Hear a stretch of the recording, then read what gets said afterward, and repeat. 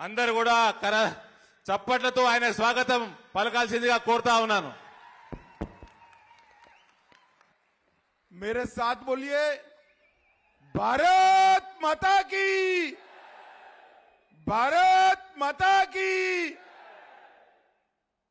आज की सभा में मेरे साथ उपस्थित, भाई ट्रांसलेशन करना पड़ेगा या हिंदी थोड़ा थोड़ा समझोगे? समझोगे? पक्का? ठीक है, मैं धीरे धीरे बोलता हूं। सबसे पहले मैं तेलुगु नहीं बोल पाता हूं, इसलिए आप सभी से माफी मांगकर मेरी बात की शुरुआत करता हूं। आज की सभा में मेरे साथ उपस्थित यहां के सांसद और कोरुतला विधानसभा के हमारे अभ्यर्थी श्रीमान धर्मपुरी अरविंद जी, जगतियाल विधानसभा की हमारी अभ्यर्थी बहन श्रीमती भोग श्रावणी जी, बालकोंडा की श्रीमती अन्नपूर्णा अम्मा जी, धर्मपुरी से एस कुमार जी,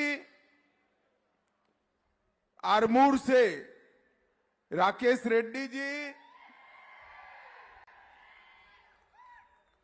सत्यनारायण राव जी, पल्ले गंगा रेड्डी जी, वेंकटरमणी जी, चिट्टापल्ली सुखेंद्र गौड़ जी, जेएन वेंकट जी, सुरभि नवीन कुमार जी, डॉक्टर राघवेंद्र राव जी, जेएन सुनीता जी, अंकुला लिंगा रेड्डी जी, बददाम गंगाधर रेड्डी जी, यादगिरी बाबू जी, श्री रुद्र श्रीनिवास जी, और आज की इस विशाल सभा में मेरे साथ आए हुए प्यारे भाइयों, बहनों, माताओं और मेरे जिगर के टुकड़े जैसे युवा मित्रों, आप सभी को नमस्कार। देखो भाई, अभी अभी दीपावली गई है। आप दीपावली मनाओगे ना? मनाई ना?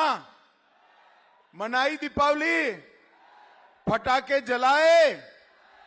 मगर इस बार तेलंगाना ने 3 दीपावली मनानी है। मनाओगे 3 दीपावली? मगर भाई पूछो तो सही, कैसे 3 दीपावली मनानी है? ठहरो, मैं बता देता हूं।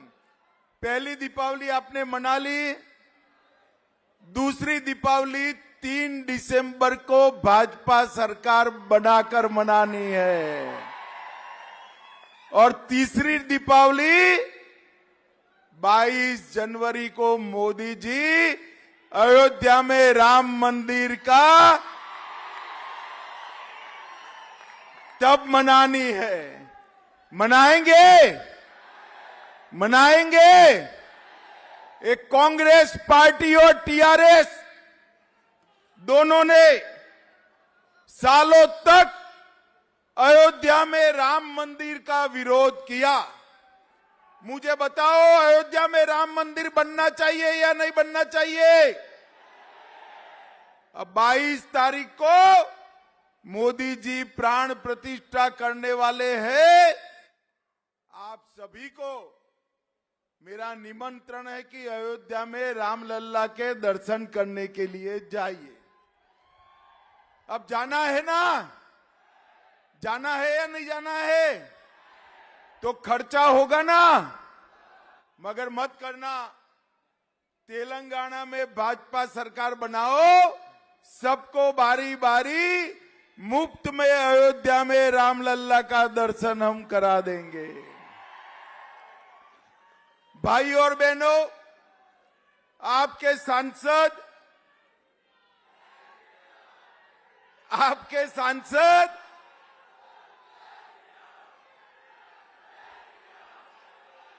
मेरे साथ बोलो, जय श्री राम, जय जय श्री राम। मित्रों, आपके सांसद, उनसे मेरी एक फरियाद है। जब भी उनके लोकसभा क्षेत्र का प्रश्न आता है केंद्र के मंत्रियों के साथ बड़ा झगड़ा करते हैं। मैं आपको बताता हूं, ये टर्मरिक बोर्ड के लिए अरविंद धर्मपुरी ने केंद्र में सबके साथ झगड़ा किया और आज प्रधानमंत्री जी ने यहीं आकर टर्मरिक बोर्ड की घोषणा कर दी और अब हल्दी के किसानों को, टर्मरिक के किसानों को न केवल दाम मिलेगा, इसकी मेडिकल वैल्यू की रिसर्च के लिए 200 करोड़ का सेंटर भी हम बनाने वाले हैं। भाई और बहनों, ये केसीआर सालों से टर्मरिक बोर्ड नहीं बनाते थे, ये राज्य सरकार भी बना सकती थी, मगर मोदी जी ने टर्मरिक बोर्ड बनाकर उत्तर तेलंगाना के सारे किसानों की पुरानी समस्या का समाधान किया है। अब ये धर्मपुरी मेरे पीछे पड़े हैं कि यहां पर 3 शुगर फैक्ट्रियां है, इसको रिवाइव कर दो। करनी चाहिए ना, करनी चाहिए ना। देखो भाई, मैं कहकर जाता हूं, भारतीय जनता पार्टी की तेलंगाना सरकार बनेगी वो, और भारत सरकार तीनों शुगर फैक्ट्रियों को रिवाइव कर फिर किसानों को देंगे।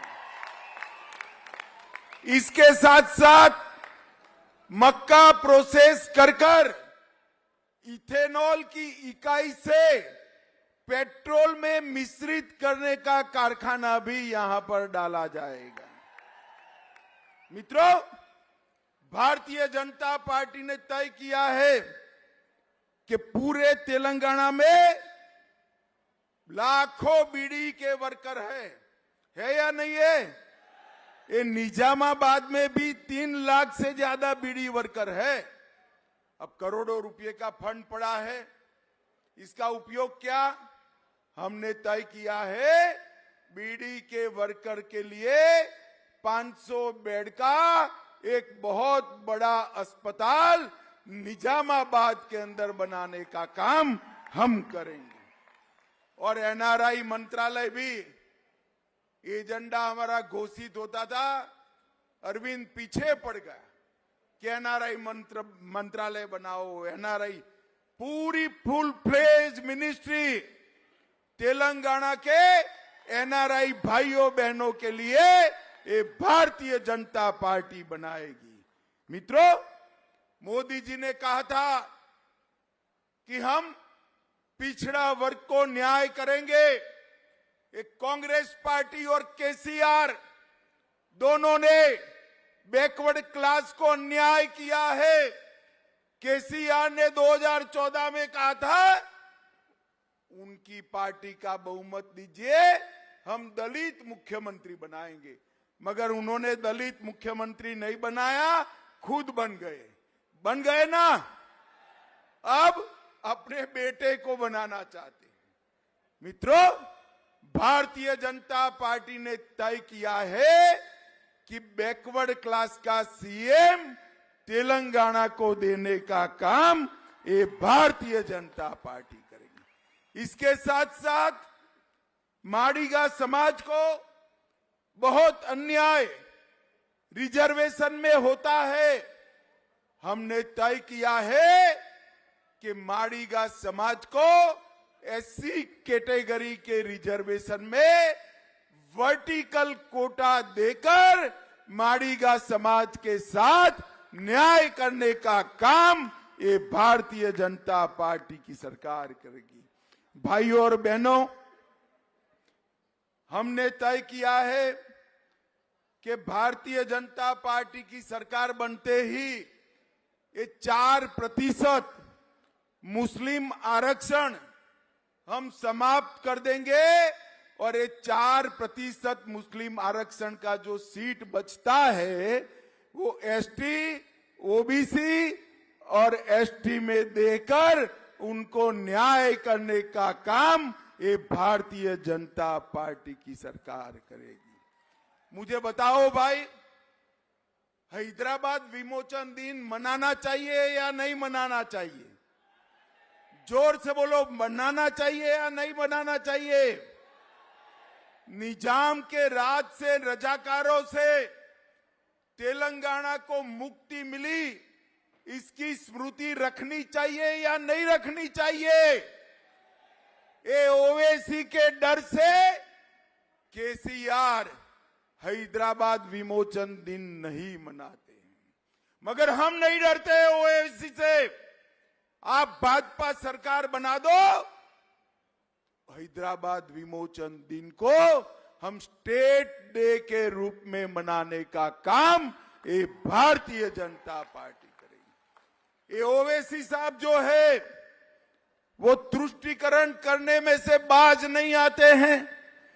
इनकी चुनाव का चिन्ह कार है, कार है ना, मगर कार का स्टीयरिंग ना ओवैसी के, कार का स्टीयरिंग ना केसीआर के पास है, ना केटीआर के पास है, ना कविता के पास है। कार का स्टीयरिंग ओवैसी के पास है, ओवैसी के पास। ये तेलंगाना की कार ठीक चल सकती है ओवैसी के हाथों में? जोर से बोलो, चल सकती है? भारतीय जनता पार्टी की सरकार बनाइए, हम तेलंगाना को परिवारवाद से मुक्त करेंगे। ये केसीआर की पार्टी, बीआरएस और कांग्रेस और ओवैसी की पार्टी मजलिस, ये तीनों 2G, 3G और 4G पार्टियां हैं। अरे यार, समझे बगैर आप हाथ खड़ा कर देते हो, ताली बजाते हो। मैं समझाऊं क्यों 2G, 3G, 4G? समझाओ। देखिए, 2G मतलब केसीआर और केटीआर, 2 जनरेशन हुआ या नहीं हुआ? 3 जनरेशन मतलब ओवैसी के दादाजी, उनके पिताजी और ओवैसी, 3G हुआ या नहीं हुआ? और 4G का मतलब है जवाहरलाल नेहरू, इंदिरा गांधी, राजीव गांधी और राहुल बाबा। 4G हुआ या नहीं हुआ? अरे यार, मुझे बताओ तेलंगाना वालों, इसमें आपकी जगह है कहां पर है? ये परिवारवादी पार्टियां ना तेलंगाना का भला कर सकती है, ना देश का भला कर सकती है। भारतीय जनता पार्टी जो मोदी जी के नेतृत्व में चल रही है, वो ही तेलंगाना और देश का भला कर सकती है और कोई नहीं कर सकता।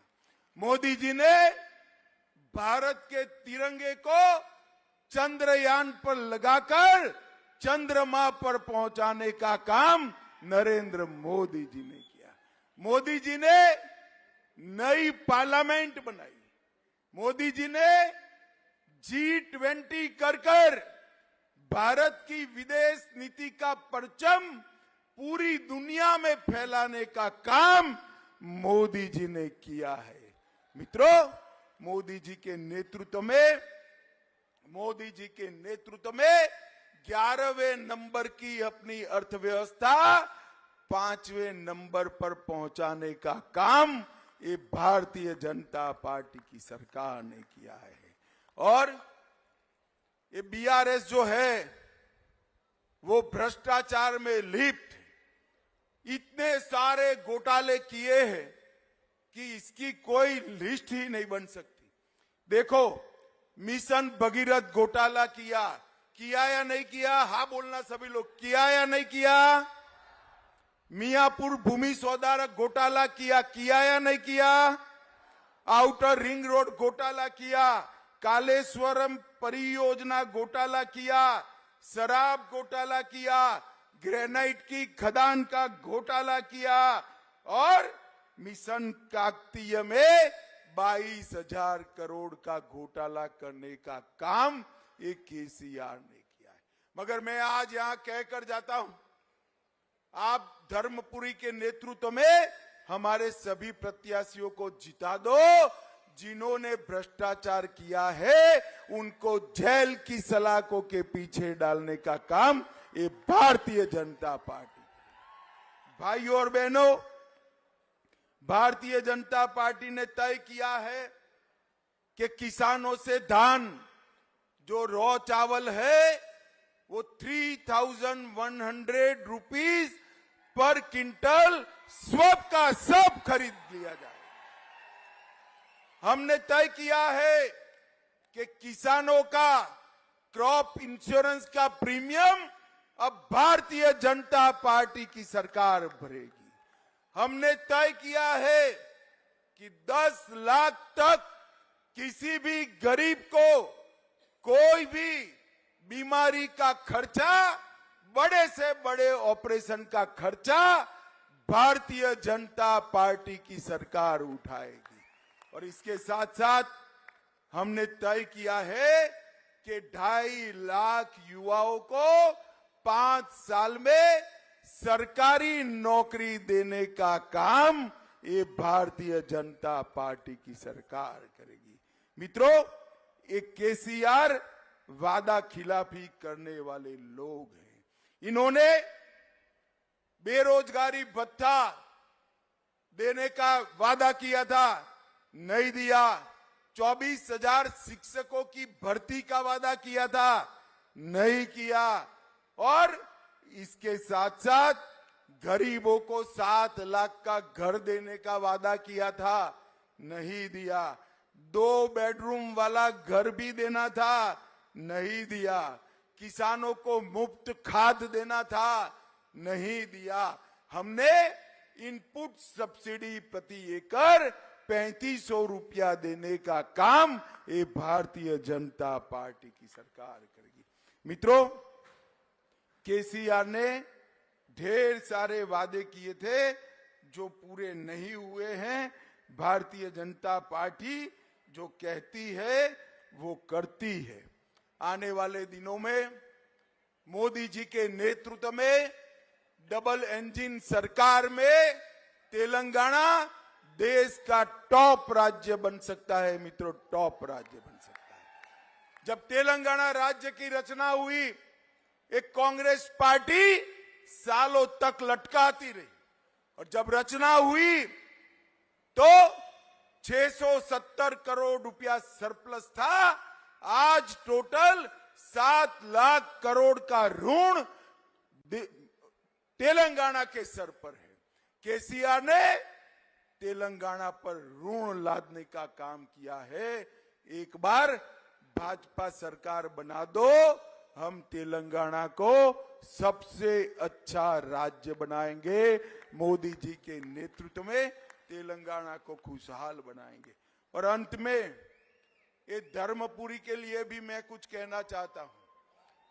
ये धर्मपुरी को विधायक बना दो, उसको बड़ा आदमी बनाने का काम भारतीय जनता पार्टी करेगी। मुझे बताओ, हमारे सभी विधायकों को जिताएंगे क्या? हाथ ऊपर उठाकर बोलो, जिताएंगे। कमल के निशान पर बटन दबाएंगे। 24 में मोदी जी को प्रधानमंत्री बनाएंगे। दिसंबर में भाजपा सरकार बनाएंगे। तो मेरे साथ दोनों हाथ उठाइए, उठाइए दोनों हाथ। परिवर्तन के संकल्प की मुट्ठी बींचिए और प्रचंड आवाज से बोलिए, भारत माता की, भारत माता की, वंदे वंदे वंदे। आप सभी का बहुत बहुत धन्यवाद, साधुवाद।